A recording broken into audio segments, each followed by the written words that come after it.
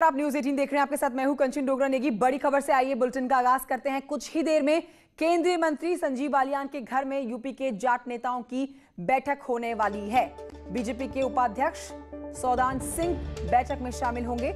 इस बैठक में किसान आंदोलन को लेकर पश्चिमी यूपी में जाटों के बीच कैसे नाराजगी दूर की जाए, इस पर बातचीत की जाएगी, चर्चा की जाएगी, रणनीति तय की जाएगी। हम आपको बता देते हैं कि गृह मंत्री अमित शाह और बीजेपी के अध्यक्ष जेपी नड्डा की मौजूदगी में कल रात भी बैठक हुई थी।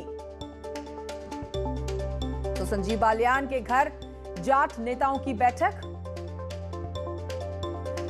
और आइए सीधे रुख करते मेरे सहयोगी विनीत की तरफ और जानकारी के साथ मौजूद है विनीत। थोड़ी ही देर के बाद ये बैठक शुरू होने वाली है।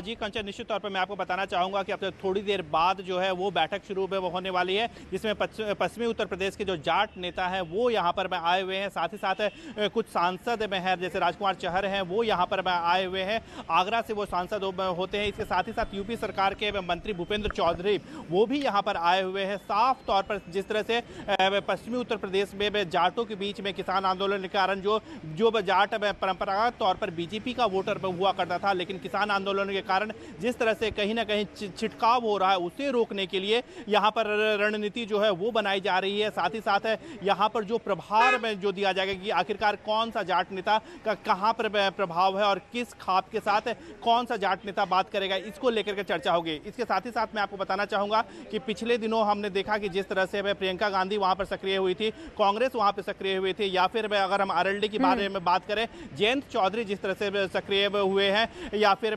समाजवादी पार्टी के लोग जो है वो ये वहां पर सक्रिय हुए हैं। उसके बाद बीजेपी ने भी अपनी सक्रियता बढ़ा दी है और साफ तौर पर जिस तरह से कल बीजेपी के राष्ट्रीय अध्यक्ष जेपी नड्डा और केंद्रीय गृह मंत्री अमित शाह के नेतृत्व में जो बैठक हुई, उसके बाद से ये पूरी तरह से यह बात होगी कि किस तरह से डैमेज कंट्रोल किया जाए। जाटों में जो कंट्रोल करने के लिए बैठक बहुत जरूरी, साधने की कोशिश, मनाने की कोशिश जाटों को। एक बार विनीत आप कैमरामैन को बोलिए तस्वीरें दिखाएं और कौन कौन इस समय पहुंच चुका है, कौन कौन पहुंच रहा है, वो तस्वीरें देखेंगे हमारे दर्शक।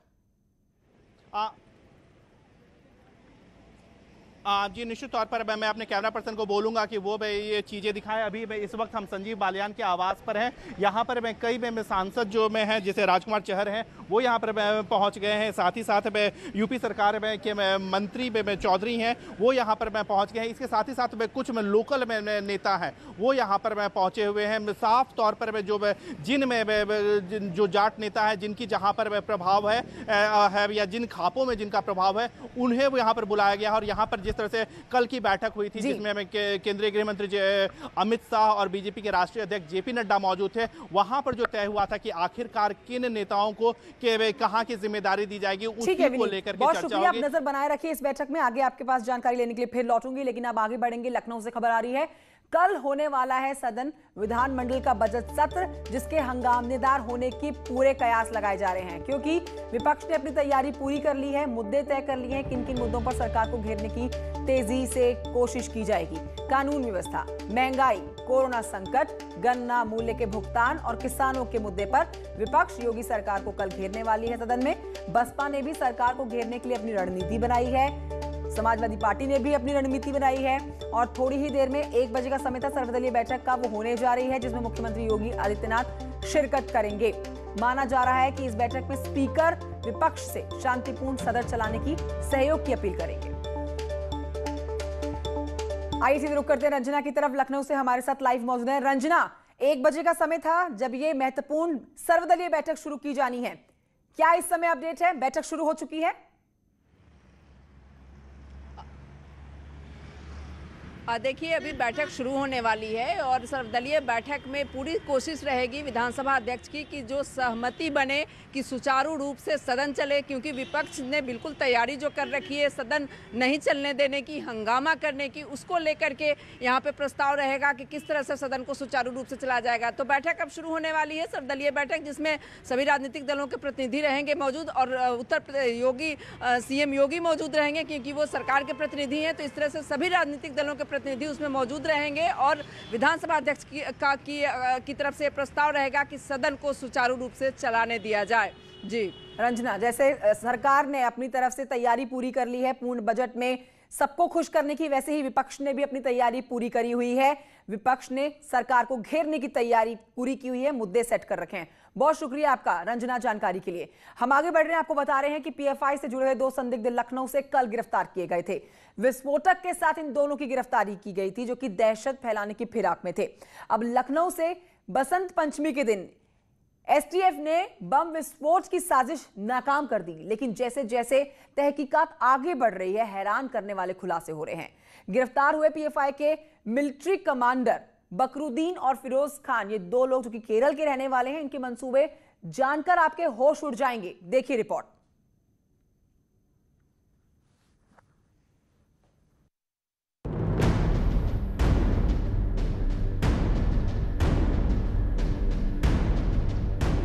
लखनऊ सहित देश के कई हिस्सों में सीरियल ब्लास्ट की बड़ी साजिश को यूपी एसटीएफ ने नाकाम कर दिया। यूपी एसटीएफ ने लखनऊ से the popular front of India यानी पीएफआई के 2 आतंकियों को गिरफ्तार किया तो सनसनी फैल गई। गिरफ्तार आतंकवादियों के नाम असद बदरुद्दीन और फिरोज खान थे। दोनों अपने नापाक मंसूबों को लेकर केरल से लखनऊ पहुंचे थे। इनकी योजना देश भर में कई प्रमुख स्थानों पर बम धमाके की थी। निशाने पर कई हिंदूवादी संगठन भी थे। जैसे जैसे वक्त गुजरा, कई खुलासे हुए। दरअसल इनको विस्फोटक से आतंकी हमले की ट्रेनिंग दी गई थी और ये दोनों बड़ी साजिश को अंजाम देने की फिराक में थे। नौजवानों के मन में जहर घोल रहे थे बदरुद्दीन और फिरोज। एसटीएफ की अब तक की पूछताछ में खुलासा हुआ है कि बदरुद्दीन और फिरोज करीब 12 शहरों में वर्ग विशेष के नौजवानों के मन में सरकार और सिस्टम के खिलाफ जहर घोल रहे थे। इसके साथ ही हिंदूवादी संगठनों और नेताओं को निशाना बनाने की ट्रेनिंग भी दे रहे थे। गिरफ्तार होने के बाद जब यूपी एसटीएफ ने कड़ाई से पीएफआई के इन 2 आतंकवादियों से पूछताछ की तो हैरान कर देने वाले खुलासे हुए। दरअसल गिरफ्तार हुए दोनों आतंकी केरल से आए थे। यूपी के कई जगहों पर फिदायनी हमले की योजना थी। कुल 12 शहरों में मुस्लिम युवकों को ट्रेनिंग दी गई थी। बम से खुद को उड़ाने के लिए इन्हें ट्रेनिंग दी गई थी। इन आतंकियों के निशाने पर कई हिंदूवादी संगठन थे। सभी लोग जो 2 व्यक्ति पकड़े गए हैं ये पीएफआई के हायरार्की में काफ़ी ऊपर के लेवल पर हैं और इन लोगों ने इनके पास से कुछ ऐसे डॉक्यूमेंट्स मिले हैं और ऐसे एविडेंसेस मिले हैं जिसको हम कोर्ट में प्रोड्यूस करेंगे। हाई एक्सप्लोसिव डिवाइस मिला है, इनके पास से डेटोनेटर मिला है, इनके पास से एक पिस्टल मिली है, रेलवे टिकट्स मिली हैं जो कि ये दर्शाती हैं कि ये मूव कर रहे थे। दरअसल पीएफआई की योजना प्रमुख हिंदू संगठनों के बड़े पदाधिकारियों पर एक साथ हमला करने की थी। इनके पास से भारी मात्रा में विस्फोटक बरामद किया गया है। यह विस्फोटक कई अन्य लोगों में बांटे जाने थे और घटनाओं को अंजाम दिया जाना था। गिरफ्तार पीएफआई के आतंकियों में बदरुद्दीन पीएफआई का कमांडर है, जबकि फिरोज असलहों का एक बड़ा ट्रेनर। पीएफआई एक आतंकी टेररिस्ट संगठन है। पूरे विश्व में आप इसके बारे में जानकारी कर लीजिए। ये बहुत ही खतरनाक एक आतंकी संगठन है और इसका काम ही यही है कि अलग अलग देशों में आतंक फैलाना और खासकर हमारे देश में एक ही समुदाय के लोगों को, पर विपक्ष के लोगों को भी सामने आना चाहिए, क्योंकि पीएफआई के तमाम ऐसे सदस्य हैं जिनको हम लोग भी जानते हैं, एजेंसियां भी जानती हैं। उसका खुलासा भी हम करेंगे। जो तमाम पॉलिटिकल पार्टियों से जुड़े हुए हैं विपक्ष की, उनको उसको निकाल कर फेंकना चाहिए, क्योंकि ये देश विरोधी गतिविधियों में शामिल लोग हैं। हमारी एजेंसियां लगातार इसका खुलासा कर रही हैं, उसके बाद भी विपक्ष के लोग इस पर मौन क्यों हैं? इसका जवाब कांग्रेस को देना चाहिए, प्रियंका वाड्रा जी को देना चाहिए, इसका जवाब अखिलेश यादव जी को देना चाहिए। बदरुद्दीन और फिरोज के निशाने पर कई हिंदूवादी नेता थे और वो उत्तर प्रदेश में धमाकों के माध्यम से आतंक पैदा करना चाहते थे। मैं सबसे पहले पुलिस, उत्तर प्रदेश की पुलिस, एसटीएफ और तमाम एजेंसीज को धन्यवाद देना चाहता हूं, जिनकी सतर्कता के नाते से बड़ी घटना टल गई। उत्तर प्रदेश में पीएफआई से जुड़े तत्व कई वर्षों से सक्रिय हैं। अभी हाथरस की जब घटना हुई थी उस समय भी पीएफआई एसडीपीआई का नाम सामने आया था और आज फिर पीएफआई से जुड़े ये दोनों आतंकवादी पकड़े गए हैं। यूपी एसटीएफ को 11 फरवरी के दिन इनके लखनऊ में दाखिल होने का इनपुट मिला था, लेकिन बसंत पंचमी के दिन कुकरेल तिराहे के पास से इन दोनों आतंकियों को धर दिया गया और एक बड़ी साजिश नाकामयाब हुई। वर्ग विशेष के लोगों को शिक्षा, स्वास्थ्य और रोजगार के नाम पर जोड़ने वाला संगठन अब बेनकाब हो चुका है। कई हिंसक गतिविधियों में पीएफआई का नाम सामने आ गया है। हाथरस कांड के बाद मथुरा से भी पीएफआई के 4 सदस्य गिरफ्तार हुए थे और उनके कैंपस फ्रंट ऑफ इंडिया संगठन का महासचिव रऊफ शरीफ भी गिरफ्तार हुआ है और उसको एसटीएफ ने मथुरा कोर्ट में पेश किया है।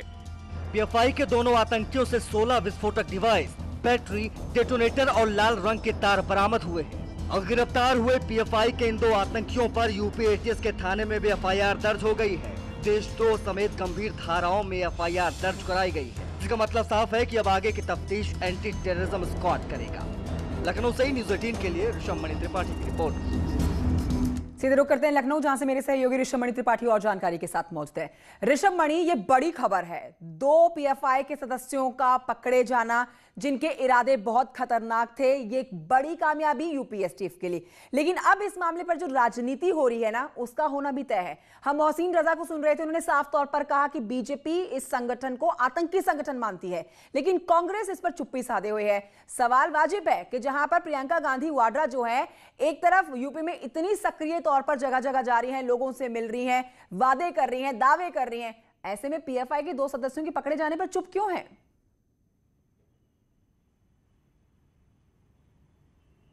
कंचन, देखिए, जो सियासी लोग हैं उनको अपने हर काम में, अपने हर मूव में सियासी नफा नुकसान देखना होता है। वो ये देख के चलते हैं कि क्या इस वक्त पीएफआई के सदस्यों के बारे में वो बोलते हैं, कहीं ऐसा ना हो वर्ग विशेष नाराज हो जाए और उनका जो वोट बैंक बना हुआ है या बन सकता है उसको मजबूत कैसे रखा जाए या उसका विस्तार कैसे किया जाए। ये बात बिल्कुल सही है, चूंकि वो सियासी लोग हैं, उनकी अपनी प्रायोरिटीज़ हैं, उनकी अपनी प्राथमिकताएं हैं। लेकिन जब इस तरह की गतिविधि की बात सामने आ गई है, जिनको गिरफ्तार किया गया है वो वैचारिक स्तर पर ही नहीं, उनके पास से बाकायदा सोफिस्टिकेटेड एक्सप्लोसिव बरामद किया गया है। इससे पता चलता है कि उनकी तैयारी थी कि किस तरह से यहां पर एक बड़ी घटना को अंजाम दिया जाए और सांप्रदायिक सद्भाव को बिगाड़ा जाए। वसंत पंचमी का दिन चुना गया था और उसके बाद आज का दिन भी काफी चुनौतीपूर्ण है, चूंकि आज पीएफआई का स्थापना दिवस है। इसको लेकर भी अलर्ट जारी किया गया है। मामला इतना संवेदनशील है कि अब इसकी पूरी विवेचना, ऋषभमणि, और इरादे इतने खराब थे। दिन वो चुना गया जिस दिन को बहुत शुभ माना जाता है, बसंत पंचमी के दिन को चुना गया। लेकिन ये एक बहुत काबिले तारीफ एक कदम बोला जाएगा यूपी एसटीएफ का, सराहनीय कदम और उपलब्धि कही जाएगी कि समय रहते एक बड़े नुकसान से हम सबको बचाया गया और इन दोनों आतंकियों को पकड़ा गया। ऋषभमणि, आपका बहुत शुक्रिया जानकारी के लिए। सुप्रीम कोर्ट से एक बड़ी खबर आ रही है, जिसमें आपको बताएं कि चारधाम सड़क प्रोजेक्ट पर केंद्र सरकार ने सुप्रीम कोर्ट में हलफनामा दिया है। तो केंद्र सरकार ने सुप्रीम कोर्ट में जो हलफनामा दिया है उसके आपको महत्वपूर्ण अंश बता रहे हैं, जिसके मुताबिक केंद्र सरकार ने चमोली हादसे का चारधाम प्रोजेक्ट से कोई लेना देना नहीं है, यह कहा है। हाई पावर कमेटी ने साफ लिखा है इस चिट्ठी में कि चमोली हादसे का चारधाम प्रोजेक्ट से कोई लेना देना नहीं है, प्रोजेक्ट की समीक्षा करने को कहा था। एक अपडेट लेते हैं इस पर सुशील से। सुशील, सुप्रीम कोर्ट में केंद्र सरकार की तरफ से जो हलफनामा दाखिल किया गया है उसमें क्या क्या कहा गया है, उसके महत्वपूर्ण बिंदु हमारे दर्शकों को बताइए।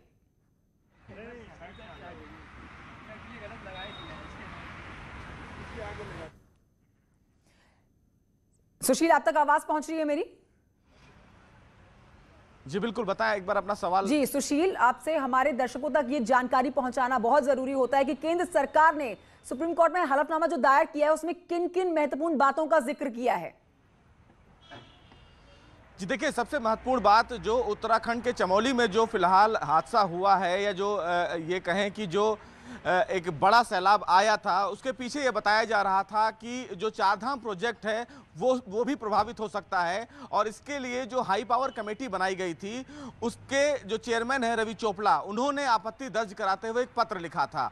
आज फिलहाल सेंट्रल गवर्नमेंट की तरफ से जब इस पूरे मामले की सुनवाई की गई तो केंद्र सरकार की तरफ से ये कहा गया कि चारधाम प्रोजेक्ट और चमोली में जो हादसा हुआ है 2 अलग अलग चीजें हैं और चारधाम प्रोजेक्ट का इससे कोई लेना देना नहीं है। यानी कि चारधाम प्रोजेक्ट पर जिस तरह काम चल रहा था वो चलते रहना चाहिए। लेकिन सुप्रीम कोर्ट ने फिलहाल हाई पावर कमेटी के जो चेयरमैन हैं, जो पत्र उनको लिखा गया था, उस पर फिलहाल डिफेंस मिनिस्ट्री से और साथ ही साथ केंद्र सरकार से 2 हफ्ते में जवाब दाखिल करने के लिए कहा गया है। इससे पहले चारधाम प्रोजेक्ट को लेकर तमाम जो पर्यावरणविद हैं उन्होंने सुप्रीम कोर्ट में एक अर्जी दाखिल की थी और ये कहा था कि जो चारधाम प्रोजेक्ट को लेकर सड़कें बनाई जा रही हैं, उन सड़कों को बनाने से पहले कई ऐसे पेड़ हैं जिनको काटा गया है, जिसके बाद सड़कों को बनाया जा रहा है। लिहाजा इस पूरे प्रोजेक्ट को को रिकंसीडर किया जाए। लेकिन सुप्रीम कोर्ट में जो हलफनामा केंद्र सरकार की तरफ से दिया गया, पर्यावरण मंत्रालय के द्वारा दिया गया, वो तमाम हलफनामे के मुताबिक उनको क्लीन चिट दी गई और ये कहा गया कि ये जो चारधाम प्रोजेक्ट की सड़कें बनाई जा रही हैं, इससे किसी भी प्रकार से पर्यावरण को कोई नुकसान नहीं हो रहा है। लेकिन अब चमोली की जो घटना हुई है उसको फिलहाल इस चारधाम प्रोजेक्ट से जोड़कर जो पत्र लिखा गया है उस पर फिलहाल सीजीआई ने एक जवाब तलब किया है। सबसे महत्वपूर्ण बात, बहुत शुक्रिया आपका जानकारी। इस वक्त की बड़ी खबर अमरोहा से है। अपने 7 परिजनों की मौत करने के बाद उनको मौत के घाट उतारने वाली शबनम को फांसी देने की तैयारी तेज हो गई है। आजाद भारत के बाद शबनम पहली महिला होगी जिसे फांसी दी जाएगी। राष्ट्रपति ने शबनम और उसके प्रेमी सलीम की दया याचिका खारिज कर दी है। नितिन गौतम मथुरा से लाइव हैं, सीधे रुख करते नितिन की तरफ। नितिन, आजाद भारत के बाद शबनम पहली महिला जिसको फांसी दी जाएगी, दया याचिका खारिज हो चुकी है, बचने का कोई रास्ता नहीं बचा। जी, अगर हम बात करें तो इससे पहले, शबनम से पहले भी 1-2 महिलाएं जिनको फांसी की सजा के ऐलान किया गया था और बाद में उनकी फांसी की सजा टली थी। लेकिन शबनम की जो अभी फांसी की जो सजा है उस पर सस्पेंस बरकरार है, क्योंकि जो राष्ट्रपति हैं उन्होंने दया याचिका खारिज कर रखी है। तो लिहाजा शबनम को फांसी होना लाजमी है और उसी के लिए जो मथुरा जेल है उसमें पूरी तैयारियां चल रही हैं। अगर हम बात करें तो जेल के जो प्रशासनिक अधिकारी हैं उनसे हमारी बात हुई है, उन्होंने कहा है कि डेथ वारंट जो है बनना बाकी है और डेथ वारंट जिस दिन बन जाएगा उसके बाद जो है शबनम को फांसी की सजा दे दी जाएगी। लेकिन उन्होंने इस बात से इनकार किया है कि क्या तैयारियां चल रही हैं, किस तरीके की तैयारियां चल रही है, इस पर जेल प्रशासन भी चुप्पी साधे हुए। जी ठीक है, मथुरा जेल प्रशासन की तरफ से क्या कहना है इस पर नितिन? जी, जो जेल के अधिकारी हैं उनसे हमारी बात हुई थी, उन्होंने कहा था कि अगर कोई भी इस तरीके का आदेश आता है तो जो है जेल जो प्रशासन है उसके लिए पूरी तरीके से तैयार है और जेल प्रशासन उसके लिए हमेशा तैयार रहता है। किसी खास तैयारी की आवश्यकता नहीं होती है, केवल आदेश आना बाकी है और उसी आदेश के बाद जो है शबनम को फांसी की सजा दी जाएगी। जी ठीक है नितिन, जैसा कि आपने बताया कि इससे पहले भी 1-2 महिलाएं थी जिनको फांसी की सजा होनी थी, लेकिन उनकी दया याचिका कबूल कर ली गई। लेकिन शबनम के मामले में ये मामला अब साफ हो जाता है कि अब दया याचिका जब राष्ट्रपति की तरफ से खारिज हो चुकी है तो फांसी होना तय है। शुक्रिया आपका नितिन गौतम जानकारी के लिए। गोरखपुर के वृंदा आश्रम में सीएम योगी ने जनता दरबार लगाया और इस मौके पर सीएम योगी ने लोगों की फरियादें सुनी और अधिकारियों को जल्द से जल्द फरियादों के समस्याओं के समाधान के निर्देश दिए।